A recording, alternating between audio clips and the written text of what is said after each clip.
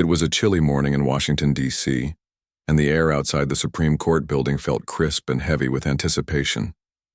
Inside, the grand courtroom buzzed with quiet murmurs as people found their seats. Lawyers, journalists, and curious onlookers filled the space, all waiting for the day's big event, a case that had drawn national attention. At the center of it all stood two figures who couldn't have been more different. Judge John Roberts, the sharp-witted Chief Justice of the United States, and Pam Bondi, Florida's former Attorney General. Now let's talk about Judge Roberts for a moment. If you've ever seen him speak or read about him, you know he's not someone who minces words. He's known for his piercing intellect and his ability to cut through weak arguments like a hot knife through butter. Judges like him don't just ask questions, they challenge, they probe, and sometimes they even intimidate. For many lawyers, appearing before him, standing at that podium feels like being thrown into the deep end of a pool without knowing how to swim. And today, Pam Bondi was stepping into those very waters. Pam Bondi wasn't exactly new to high-pressure situations. Before becoming Florida's Attorney General, she'd built her career prosecuting tough cases and taking down criminals.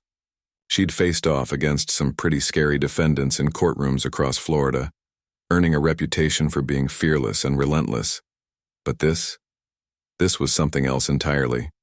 Facing the U.S. Supreme Court isn't like arguing in a local courthouse. Here, every word matters, every pause is scrutinized, and every misstep can cost you dearly.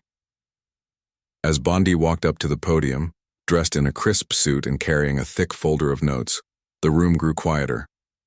You could almost hear the collective breath being held by everyone watching. Would she rise to the occasion, or would the pressure crush her? Nobody knew yet, but one thing was certain. Judge Roberts was ready to test her limits. Roberts sat at the center of the bench, his expression calm but focused. He didn't say anything as Bondi began her opening remarks, letting her get a few sentences out before leaning forward slightly. That small movement caught everyone's attention. It was subtle, but it sent a clear message. Okay, let's see what you've got. Then came the first question, delivered in that unmistakable tone of his, polite on the surface but razor-sharp underneath. "Ms. Bondi," he said, his voice steady and measured, "can you explain how your interpretation aligns with precedent, or are we simply expected to take your word for it?" The room froze. No one dared to breathe. Everyone knew what this was, a direct challenge. Roberts wasn't just asking for clarification. He was testing her knowledge, trying to see if she'd crumble under the weight of his authority. This was classic Roberts, a tactic he'd used countless times to expose weaknesses in an attorney's argument. Most lawyers would stumble here, fumbling for answers or retreating into vague generalities. But Bondi? Well, Bondi wasn't most lawyers.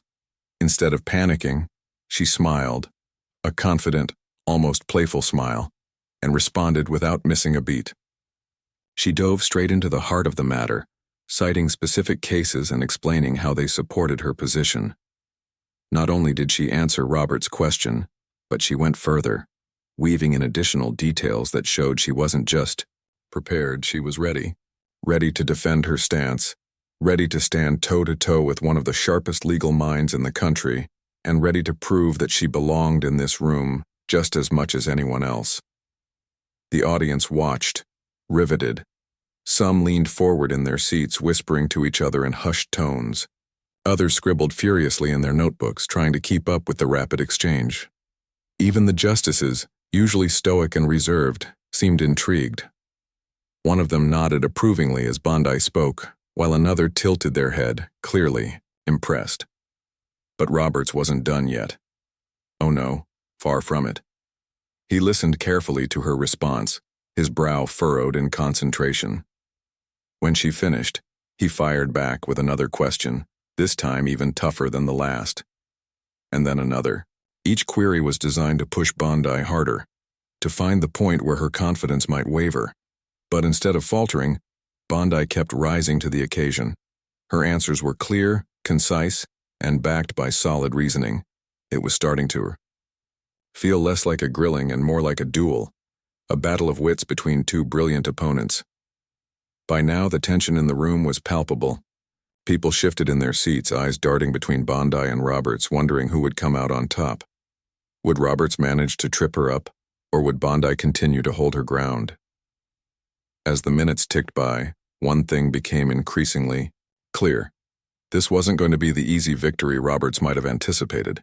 In fact, it was shaping up to be something far more interesting, a showdown that nobody in the courtroom would soon forget. And so, with each passing moment, the Iquo stage was set for what promised to be an unforgettable clash. Little did anyone know, this was only the beginning. The courtroom was electric, buzzing with anticipation as Pam Bondi stood at the podium. She had just delivered her opening statement, a calm, confident summary of her case, and now it was time for the real test. Judge Roberts, seated in his high-backed chair at the center of the bench, wasn't about to let her off easy. He leaned forward slightly, his fingers steepled together, and fixed his gaze on her. This was his moment, the chance to show everyone why he was considered one of the sharpest legal minds in the country. "Ms. Bondi," he began, his voice smooth but firm, "can you explain how your interpretation aligns with precedent?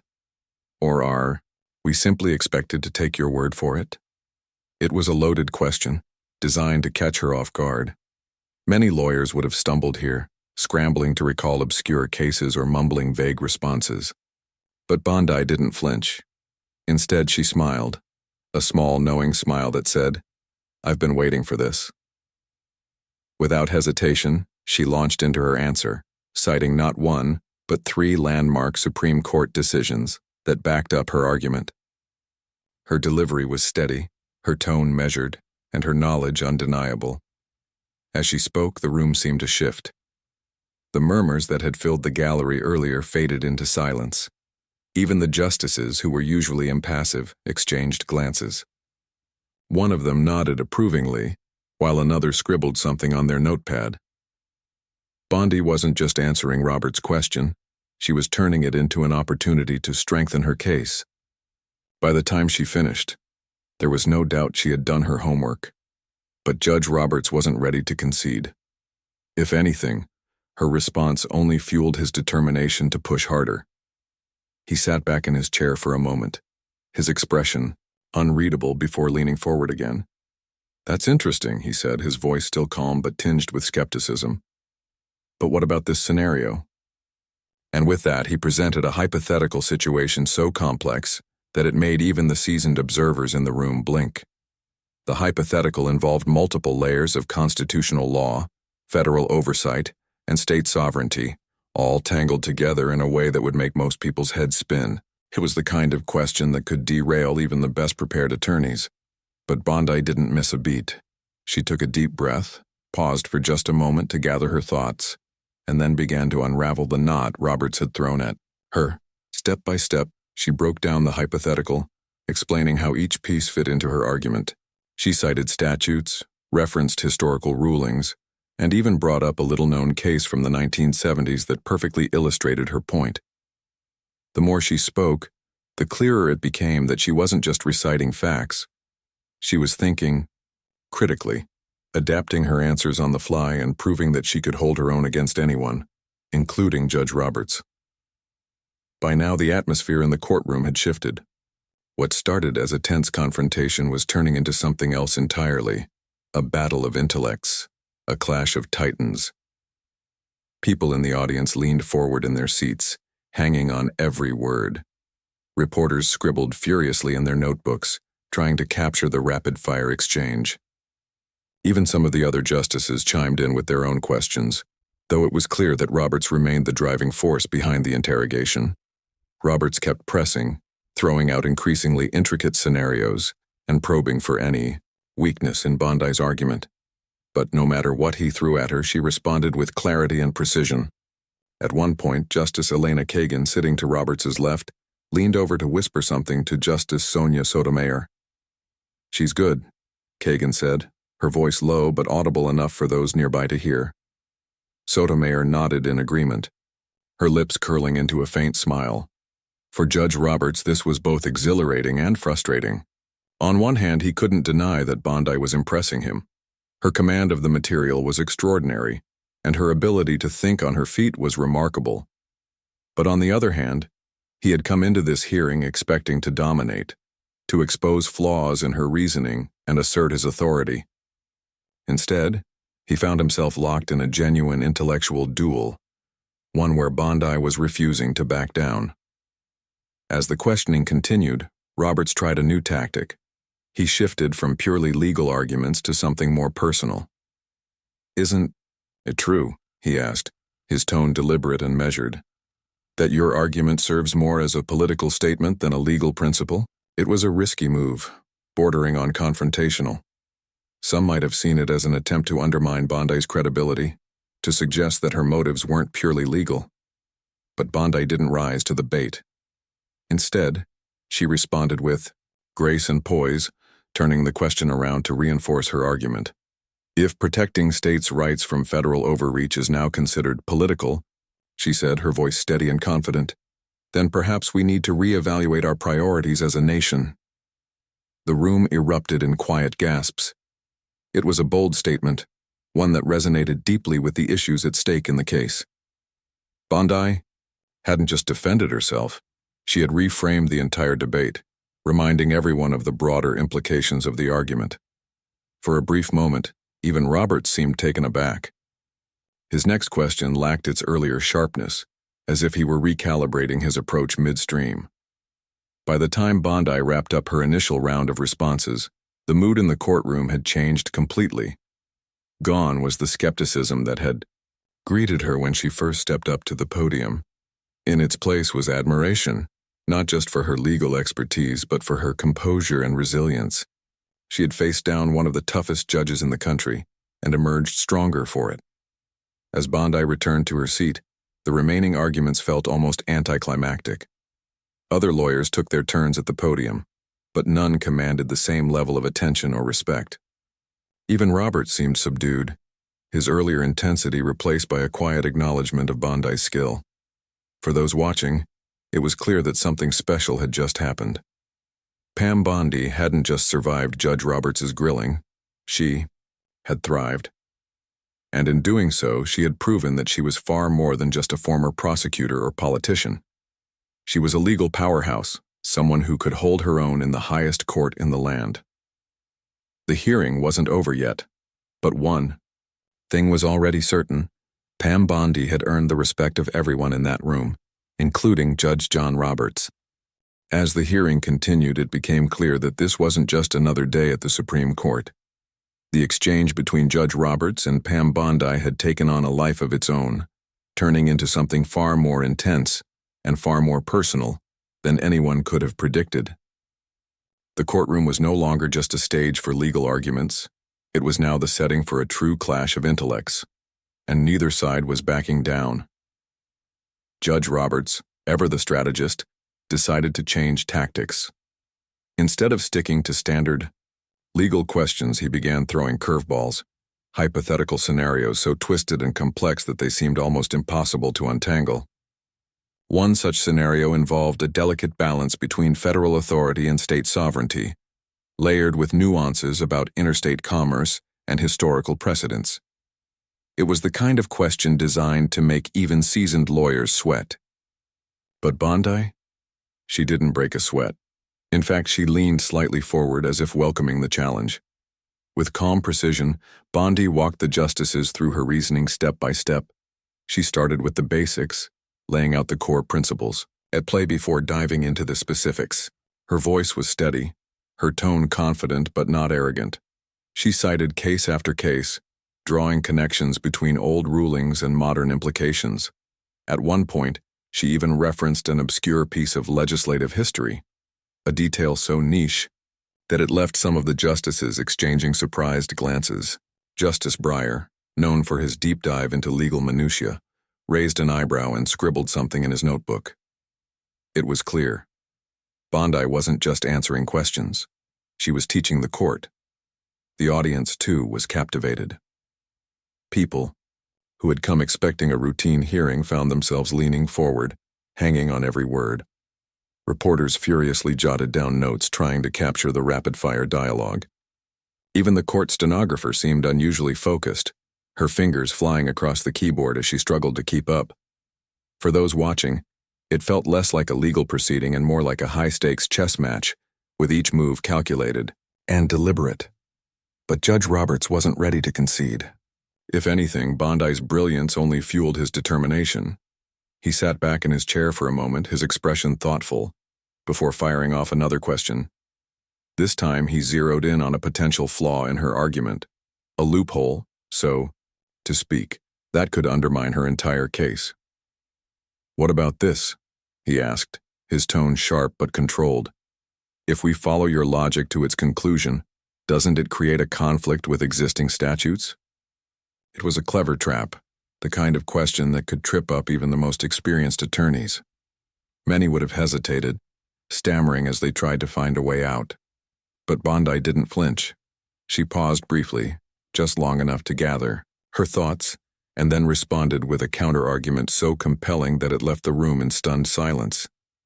"You're absolutely right," she said, nodding respectfully. "That's a valid concern, but let me show you how my interpretation actually resolves that conflict."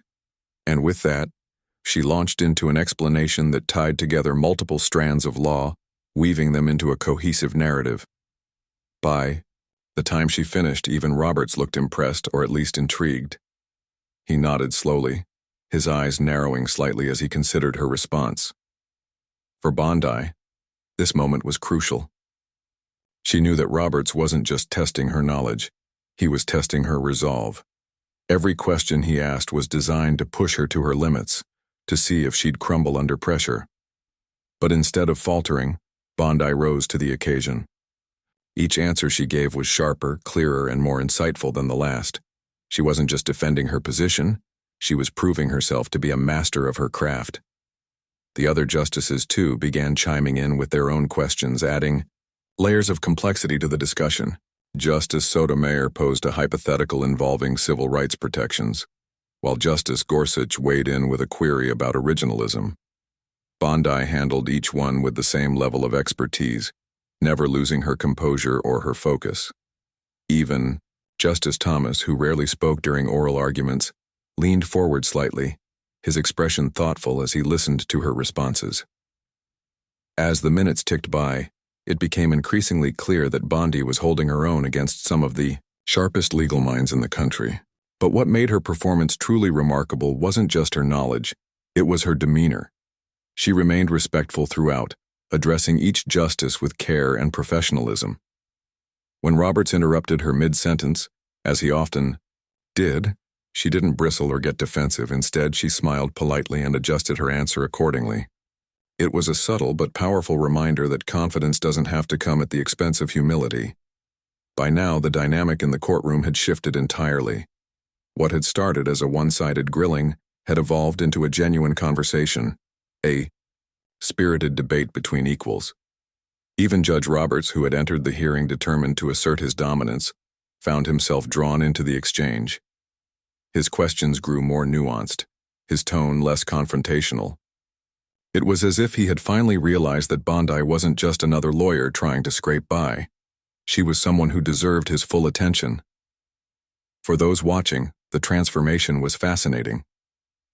Here was Judge Roberts, a man known for his unshakable confidence and razor-sharp wit, being matched point for point by a woman many had underestimated. It was a reminder that intelligence and skill can emerge from unexpected places, and that assumptions, no matter how deeply ingrained, can sometimes be wrong. As the session wore on, Bondi's answers grew bolder. She didn't shy away from challenging the justices' perspectives, gently pushing back when she disagreed with their interpretations. At one point, she even managed to elicit a rare chuckle from Justice Alito, whose dry sense of humor was legendary. "I see your point," he admitted, shaking his head slightly. "You've certainly given us a lot to think about." By the time Bondi wrapped up her final response, the mood in the courtroom had changed completely. Gone was the tension that had filled the air earlier. In its place was a sense of mutual respect, a recognition that something extraordinary had just taken place. Bondi returned to her seat, her face flushed but composed as the next attorney stepped up to the podium. But the energy in the room remained focused on her, lingering like the aftermath of a storm. For Judge Roberts, the experience was both humbling and enlightening.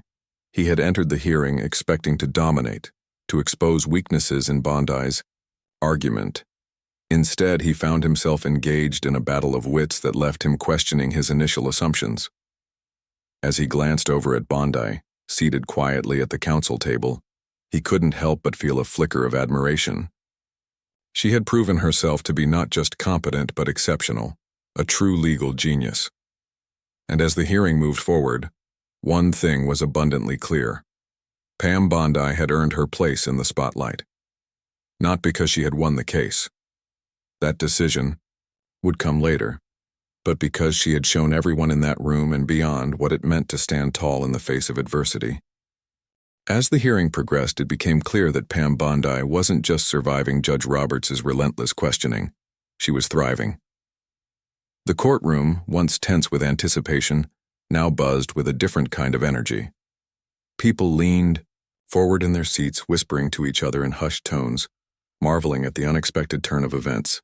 What had started as an attempt by Judge Roberts to assert his dominance had transformed into something far more compelling, a true battle of intellects, where Bondi was proving herself every bit as sharp and capable as her interrogator. Judge Angie. Roberts, however, wasn't ready to let go of his strategy.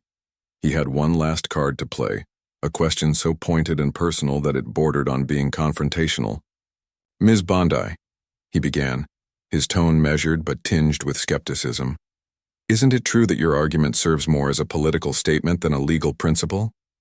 It was a bold move, and everyone in the room felt it. The question hung in the air like a challenge, daring Bondi to rise to the occasion or risk losing credibility. For a moment there was silence. Even the justices seemed to pause, waiting to see how she would respond. Some observers braced themselves, expecting Bondi to stumble or grow defensive. After all, this wasn't just a legal question. It was an accusation, a suggestion that her motives weren't pure, but Bondi didn't flinch. Instead, she smiled, a small, knowing smile, and took a deep breath. When she spoke, her voice was calm and steady, carrying a weight that silenced even the faintest murmurs in the gallery. "If protecting states' rights from federal overreach is now considered political," she said, her words deliberate and powerful, "then perhaps we need to reevaluate our priorities as a nation." The room erupted in quiet gasps. It was a masterful response, one that reframed the entire debate. Bondi hadn't just defended herself. She had turned Roberts' question into a rallying cry for her argument. Her words resonated deeply, reminding everyone present of the broader stakes involved in the case. This wasn't just about legal technicalities. It was about fundamental principles of governance and fairness. By reframing the issue, Bondi had shifted the narrative entirely. For Judge Roberts, the moment was both humbling and eye-opening. He sat back slightly, his expression thoughtful, as if processing what had just happened. It was rare for him to be outmaneuvered in court, but Bondi had done exactly that. She hadn't just answered his question. She had elevated the discussion, forcing everyone to think more deeply about the implications of the case. Even the other justices exchanged glances, clearly impressed by the way Bondi had handled the situation. Bondi didn't stop there. Sensing an opening, she seized the moment to reinforce her argument. "Let me remind the court," she continued, her tone firm but respectful, "that the Constitution was designed to protect individual freedoms and limit the power of the federal government. My position isn't political, it's constitutional, and if we lose sight of that balance, we risk undermining the very foundation of our democracy." Her words landed with impact. Several members of the audience nodded in agreement, while others scribbled furiously in their notebooks, capturing the essence of her argument. Even Justice Kagan, who had been quietly observing until now, leaned forward slightly, her expression thoughtful. It was clear that Bondi had struck a chord, not just with the justices, but with everyone in the room. Judge Roberts, meanwhile, seemed momentarily disarmed. His earlier confidence had given way to a quieter, more reflective demeanor. He tried to regain control by posing another question, but this time his tone lacked its earlier edge. Bondi responded with the same clarity and conviction she had shown throughout the hearing, further solidifying her position. By now it was evident that she had not only won the respect of the court, but also turned the tide of the argument in her favor. As the session wore on, Bondi continued to shine. Each question from the justices, no matter how complex or challenging, was met with a thoughtful and articulate response. She cited additional cases, drew parallels between historical rulings and modern issues, and tied everything back to her central argument. Her ability to think on her feet was nothing short of remarkable, and it left even the most skeptical observers in awe. By the time Bondi concluded her final remarks, the mood in the courtroom had shifted completely. Gone was the tension that had filled the air earlier. In its place was a sense of admiration and respect for Bondi's knowledge, her composure, and her unwavering commitment to her cause. As she returned to her seat, the gallery erupted in quiet applause, a gesture rarely seen in the Supreme Court, but one that felt entirely appropriate given the circumstances. Even Judge Roberts, who had entered the hearing determined to expose weaknesses in Bondi's argument, couldn't hide his admiration. He glanced over at her briefly, his expression softening ever so slightly. Though he remained composed, it was clear that Bondi had earned his respect. For someone like Roberts, whose reputation was built on intellectual rigor and unflinching scrutiny, admitting that he had underestimated Bondi was no small feat. As the hearing moved toward its conclusion, it was impossible to ignore the significance of what had just transpired. Pam Bondi had walked into the courtroom as an underdog, underestimated by many, including Judge Roberts himself. But she had emerged as something else entirely, a force to be reckoned with, a legal mind capable of holding her own against the best in the business. Her performance wasn't just impressive, it was inspiring, a testament to the power of preparation, resilience, and belief in one's cause. For those watching, the message was clear. Intelligence and skill can come from unexpected places, and assumptions can be dangerous. Bondi had proven that she wasn't just a former prosecutor or politician. She was a true legal genius, someone who could stand toe-to-toe with the most formidable opponents and emerge stronger for it. As the justices prepared to adjourn for their private deliberations, the atmosphere in the courtroom remained electric. Reporters jotted down notes, eager to capture the essence of what had just unfolded. Observers whispered among themselves, already speculating about the impact Bondi's performance might have on future cases. And Bondi herself? She sat quietly, her face calm and composed, knowing that she had done everything she could to make her case heard. The hearing may not have ended with a definitive victory for Bondi's side, but in many ways she had already won. She had earned the respect of the court, challenged long-held assumptions, and reminded everyone present of the importance of standing up for one's beliefs, even when the odds seem stacked against you. And as the session drew to a close, one thing was certain: Pam Bondi's name would be remembered, not just as a lawyer or advocate, but as a symbol of determination, brilliance, and grace under pressure. As the hearing wrapped up and the justices filed out of the courtroom, a palpable sense of awe lingered in the air. The room slowly emptied, but those who remained couldn't stop talking about what they had just witnessed. Reporters huddled, in small groups, scribbling notes and debating Bondi's performance. Observers exchanged wide-eyed glances, shaking their heads in disbelief at how she had handled Judge Roberts's relentless questioning. It wasn't every day that someone managed to stand toe-to-toe with one of the most respected legal minds in the country and come out on top. For Pam Bondi, the moment was surreal. As she gathered her papers and prepared to leave the podium, she allowed herself a brief smile. She knew she had done well, better than she could have hoped, but she also understood that this wasn't just about her personal victory. This was about proving a point, that intelligence, preparation, and determination can overcome even the toughest challenges. And she had done it all without raising her voice or losing her composure, relying instead on her sharp mind and unwavering focus. Outside the courtroom, reporters swarmed around her, eager to capture her thoughts. "How did you prepare for this?" one asked, shoving a microphone toward her face. Another chimed in, "What was going through your mind when Judge Roberts challenged you?" Bondi paused for a moment, taking a deep breath before responding. Her answers were thoughtful, measured, and reflective, not boastful or self-congratulatory. I came here today to represent not just my client, but an important principle, she said, her voice steady and sincere. The Constitution is clear about the balance between state and federal powers. My job was to remind the court of that. I didn't do anything special. I just stayed true to the law. Her humility only added to the admiration people felt for her. Here was someone who had faced down one of the toughest judges in the nation and emerged victorious, yet she refused to let the moment go to her head. Instead, she focused on the bigger picture, the importance of protecting states' rights, and ensuring that constitutional principles were upheld. It was a message that resonated deeply, not just with lawyers and legal scholars, but with ordinary citizens as well. Back inside the Supreme Court chambers, the justices convened for their private conference, a secretive gathering where they discussed the case behind closed doors. These conferences were off-limits to outsiders, but insiders later revealed that Bondi's performance dominated the conversation. Justice Kagan reportedly joked, "She might give us a run for our money. Someday?" Meanwhile, Justice Thomas nodded approvingly, acknowledging Bondi's command of both historical precedent and modern law. Even Justice Alito, known for his dry wit, admitted, "She made some good points." But perhaps the most telling reaction came from Judge Roberts himself. While he rarely offered public commentary on individual cases or attorneys, colleagues say he quietly acknowledged Bondi's skill during the conference. "I underestimated her," he reportedly told Justice Breyer. "Won't make that mistake again."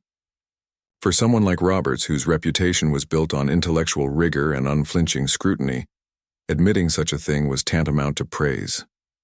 It wasn't often that anyone earned his respect so thoroughly, especially under such challenging circumstances. Word of Bondi's performance quickly spread beyond the walls of the Supreme Court. Media outlets picked up the story, running headlines like, "Pam Bondi shines at the Supreme Court," and "Bondi proves herself a legal genius." Interviews poured in, along with invitations to speak at prestigious universities and legal conferences. People wanted to hear more about the woman who had gone head-to-head with Judge Roberts and walked away with the upper hand. In interviews, Bondi remained modest, deflecting much of the attention back to the principles she had fought for. When asked about her strategy, she explained that it wasn't about memorizing facts or preparing for specific questions. It was about understanding the heart of the issue and staying grounded in the truth. "You can't fake authenticity," she said during one TV appearance. "If you believe in what you're saying, people will listen."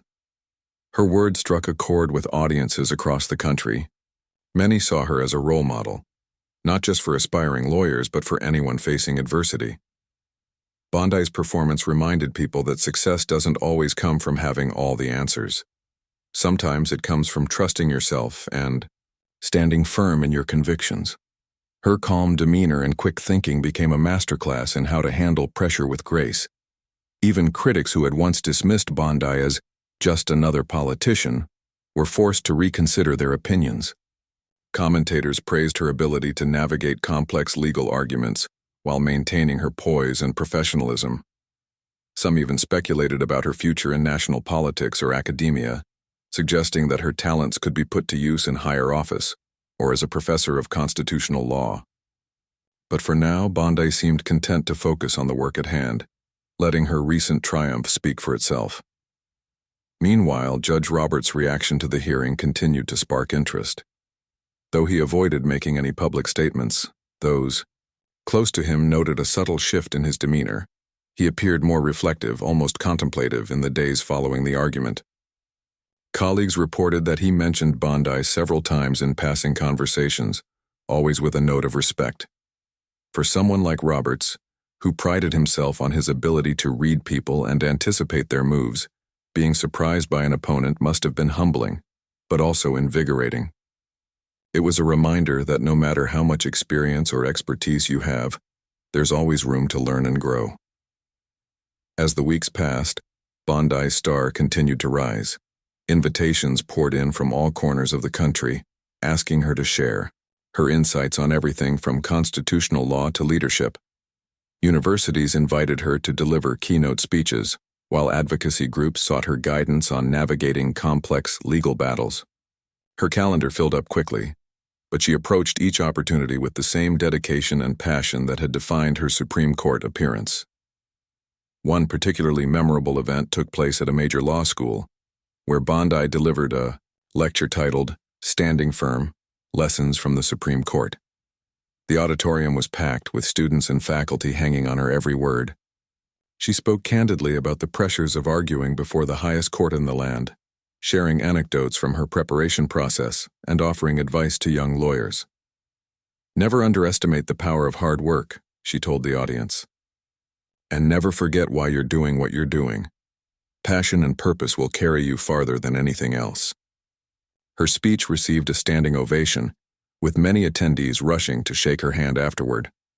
One student, visibly moved, thanked her for inspiring them to pursue a career in law. "You showed me that it's possible to stay true to yourself, even when the odds are against you," the student said, tears glistening in their eyes. Bondi smiled warmly, patting the young person on the shoulder. "That's exactly what I hope people take away from this," she replied. "Believe in yourself and don't be afraid to fight for what's right." By the time the Supreme Court issued its ruling, which narrowly sided with the opposing side, Bondi's legacy had already been cemented. While the decision was disappointing, it didn't diminish the impact of her performance. In fact, many legal experts argued that her arguments would influence future cases, setting a precedent for how similar issues might be approached going forward. Bondi herself accepted the outcome gracefully, emphasizing that the fight for justice is rarely won in a single battle. "This isn't the end," she said in a statement. "We'll keep pushing forward, because these principles matter too. Much to give up." Looking back on the hearing, it was impossible not to see it as a turning point, not just for Bondi but for everyone involved. For Judge Roberts, it was a humbling reminder that brilliance can emerge from unexpected places. For Bondi, it was validation of her hard work and determination, and for the countless people who followed the case, it was a powerful lesson in resilience, integrity, and the enduring importance of standing up for what you believe in. As Bondi stepped off the stage after her final speaking engagement that month, she paused for a moment, looking out at the crowd. There was a quiet confidence in her expression, a sense that she had accomplished something truly meaningful. Whether she realized it or not, she had inspired a generation of thinkers, dreamers, and fighters, all united by the belief that even in the face of overwhelming odds, courage and conviction can change the world. Months had passed since the Supreme Court hearing, but the ripple effects of Pam Bondi's performance continued to spread far beyond the courtroom. What had started as a legal argument about state sovereignty had transformed into something much bigger, a story of resilience, intellect, and the power of standing firm in the face of adversity. People across the country were still talking about it, sharing anecdotes and debating its significance. For Bondi, life after the hearing became a whirlwind of opportunities, challenges, and moments of quiet reflection. The media frenzy surrounding her didn't die down anytime soon. Newspapers published op-eds praising her composure under pressure, while late-night talk show hosts joked about how she schooled Judge Roberts. Memes began circulating online, showing Bondi confidently facing off against an animated gavel or a stern-looking judge. Even late-night comedians couldn't resist poking fun at the situation. "Looks like Judge Roberts finally met his match," one quipped during a monologue. Who knew Florida's former attorney general could hold her own better than most lawyers dream of doing? But for Bondi, the attention wasn't just flattering, it was humbling. She understood that her success wasn't just about her. It was about the principles she represented. In interviews, she consistently redirected the focus back to the importance of protecting constitutional rights and ensuring fairness in governance. "This isn't about me," she'd say with a smile. "It's about making sure we honor the framework our founders laid out. That's what I was fighting for." Her words resonated deeply, especially among younger generations who saw her as a role model. Law students wrote essays analyzing her arguments, while aspiring attorneys studied videos of her oral presentation, trying to learn from her poise and precision. At universities and conferences, Bondi often found herself surrounded by eager, listeners asking for advice. How do you stay calm when everyone is watching? One student asked during a Q&A session. Bondi chuckled softly before answering. You remind yourself why you're there, she said. If you believe in your cause, the rest will fall into place. For Judge Roberts, the experience left a lasting impression. Though he rarely spoke publicly about individual cases, colleagues close to him noted a subtle change in his approach during subsequent hearings. He seemed more deliberate in his questioning, less quick to assume someone might not be prepared. Some speculated that Bondi's performance had reminded him of the dangers of underestimation, a lesson he wasn't likely to forget anytime soon. During a rare public appearance, he briefly touched on the topic without naming Bondi directly. Every now and then you encounter someone who reminds you never to take anything for granted, he said. It's a valuable reminder for all of us. As months turned into years, Bondi's influence extended beyond the legal world. Invitations poured in from organizations focused on education, civil rights, and government reform. She traveled the country speaking at schools, community centers, and advocacy events. Her speeches weren't just lectures, they were conversations, filled with stories from her career and lessons learned along the way. Audiences hung on her every word, inspired by her authenticity and passion.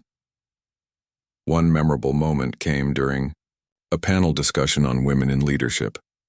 When asked what advice she'd give to young women entering male-dominated fields, Bondi leaned forward, her expression serious but warm. Don't let anyone tell you that you don't belong, she said firmly. Your voice matters. Speak up, work hard, and trust yourself. The rest will follow. Her message struck a chord, particularly with women navigating their own professional challenges. Many reached out to thank her, sharing personal stories of overcoming obstacles and finding strength in her example. Bondi made a point to respond to as many messages as she could, always encouraging others to keep pushing forward. We're stronger together, she'd write. Keep fighting for what's right. Despite her growing fame, Bondi remained grounded, staying true to the values that had guided her throughout her career. Friends and colleagues described her as humble and approachable, someone who never lost sight of where she came from. She's the same person she's always been, one longtime friend remarked, just busier. Even as new cases came before the Supreme Court and headlines shifted to other topics, Bondi's legacy endured. Legal scholars cited her arguments in academic papers, while judges referenced her performance during training sessions for aspiring attorneys. Young lawyers preparing for oral arguments studied her technique, marveling at how she managed to turn Judge Roberts' toughest questions into opportunities to strengthen her case. It became a masterclass in confidence and preparation, a reminder that success doesn't come from avoiding challenges, but from meeting them head-on.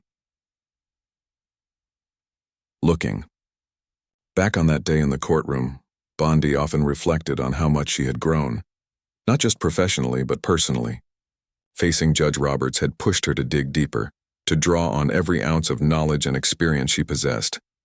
But more than that, it had reinforced her belief in the power of perseverance. I walked into that room knowing I might not win, she admitted during a podcast interview. But I also knew I had to try my best. Sometimes that's enough. In quieter moments, she allowed herself to appreciate the journey. The long hours spent poring over case law, the sleepless nights rehearsing arguments, the sacrifices made along the way. None of it had been easy, but none of it had been wasted either. Every step had led her to that podium, to that moment when she proved, to herself and to the world, that she belonged. Years later, when asked about the hearing, Bondi chuckled lightly, brushing off any notion of heroism. I don't think he meant to compliment me, she joked, referring to Judge Roberts' grudging admiration. But I'll take it anyway. Her tone was lighthearted, but there was no mistaking the pride behind her words. She knew what she had accomplished, and she knew it mattered, not just for her, but for everyone who believed in the power of standing up for what's right. And so, Pam Bondi's story became more than just a tale of triumph in a courtroom. It became a symbol of hope, a testament to the idea that no matter who you are or where you come from, you can rise to meet even the greatest challenges. Whether arguing before the highest court in the land or simply standing firm in your daily life, the lesson remains the same. Believe in yourself, trust in your purpose, and never underestimate the impact you can make.